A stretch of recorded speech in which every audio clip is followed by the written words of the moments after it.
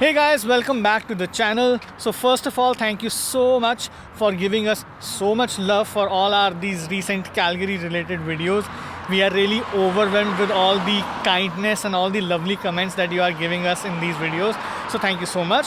But now talking about this video, so as you might have already read in the title, in today's video we'll be talking about the most important things and most important documents that you need to take care of or you need to consider while you are moving to Alberta, or in our case let's talk about Calgary specifically. So let's get started.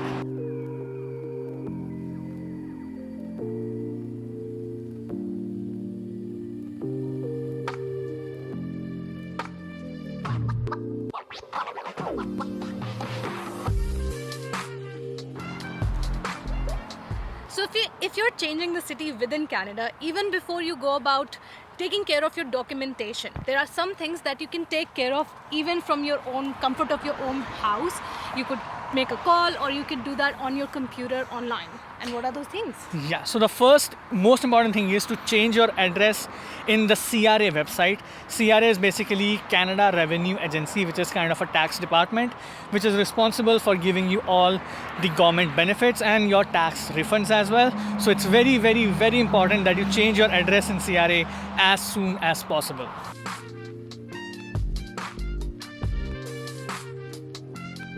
Alright, so the next important thing that you should take care of is your banking information. So make sure you are updating your address on all of your banking accounts, and if you're also changing your phone number, make sure you're updating the new phone number. And the reason it is important is because the address that you have in your profile in the bank, that is the address which is also registered with your credit card. So if you would have noticed that in some of the online payments that you make through the credit card, it also asks you for a postal code.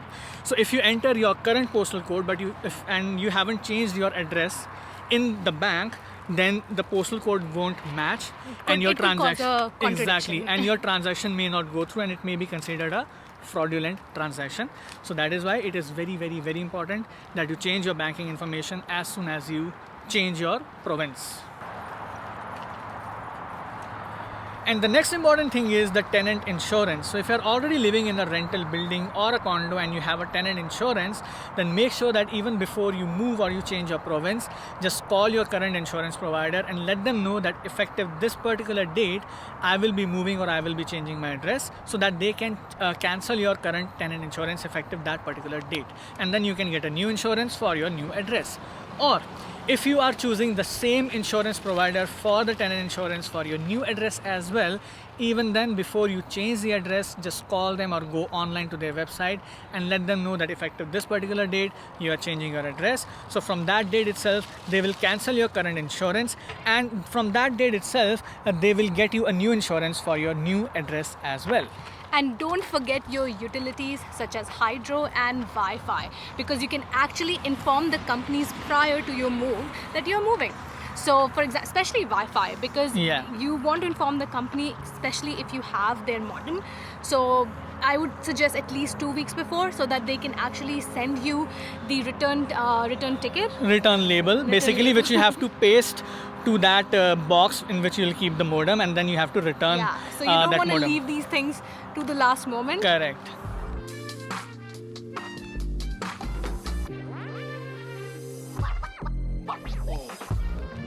Now let's talk about all the documents that you'll have to get renewed once you arrive into Alberta province.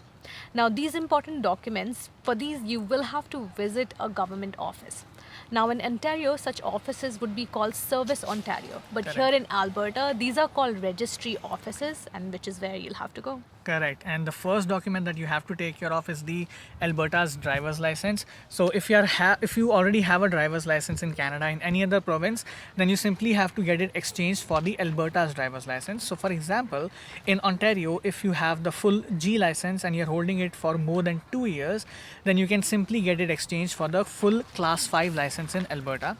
And similarly, if you have the G2 license in Ontario, again, if you're holding it for more than 2 years, which was my case, then in that case, you can simply get it exchanged for the Class 5 GDL license in Alberta.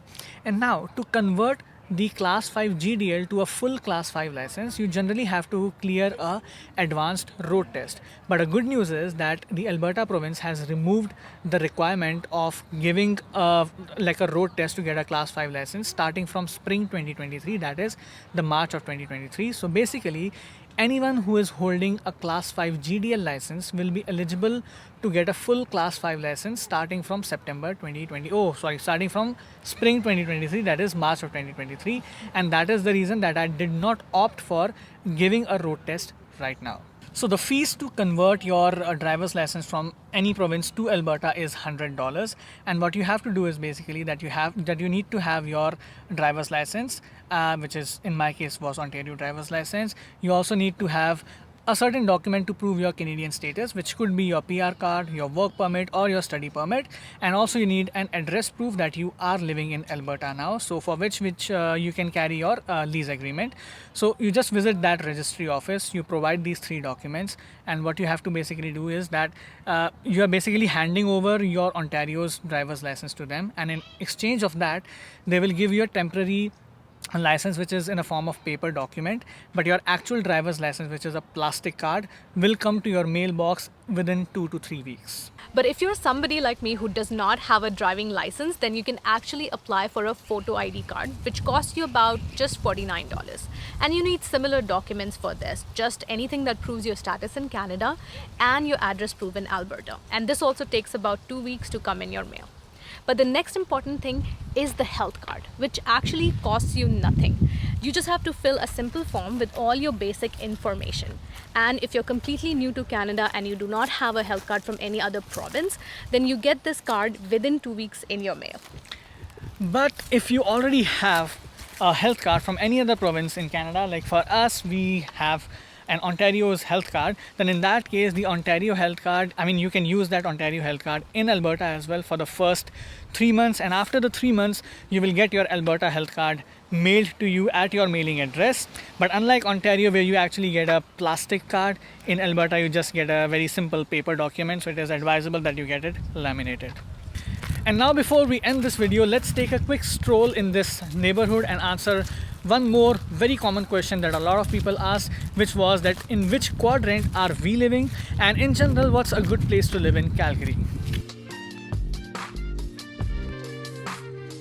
So we live in core downtown, and if you ask us, we find it a little bit noisy. But it's only been just 1 week since we landed here. So we are not any experts or a real estate agent who could tell you about different neighborhoods and which are the best neighborhoods in Calgary. But one thing we can definitely tell you is that if you enjoy living in a commercially active place, then yes, downtown is a very good place. And anyways, downtown is a good place to rent initially because it's a very convenient place and everything is at a walking distance of 10 to 12 minutes.